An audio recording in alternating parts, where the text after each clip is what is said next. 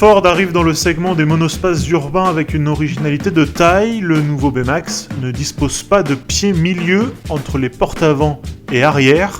Alors caprice ou révolution ?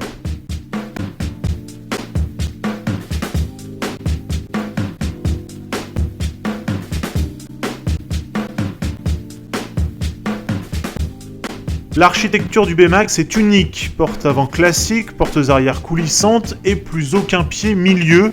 Tous ouvrant déployés, l'accès à l'habitacle s'effectue donc par une grotte d'1,50 m de large. S'extraire de la banquette arrière est un jeu d'enfant, toutes les portières s'ouvrent et se ferment indépendamment. Les vitres arrière descendent quasi entièrement et les résultats au crash test rassurent. Seul bémol, depuis la banquette, il est difficile de faire coulisser les portes arrière jusqu'au bout.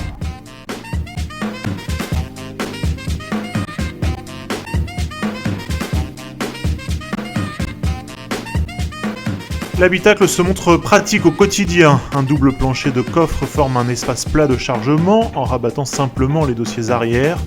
Le siège avant passager peut se coucher pour le transport d'objets longs jusqu'à 2,30 m. On note un bel espace pour les jambes à l'arrière qui rendent les longs trajets agréables, même pour les grands gabarits.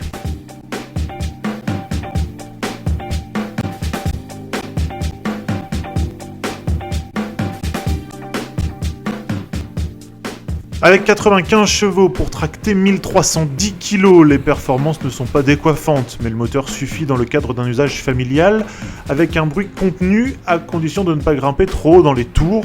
Le compromis entre confort et tenue de route lui demeure, comme souvent chez Ford, excellent, mais finalement c'est en ville que le B-Max séduit un peu moins. Ses montants de pare-brise très épais génèrent des angles morts à l'approche des giratoires, et le diesel devient vibrant et paresseux sous 1500 tours minute.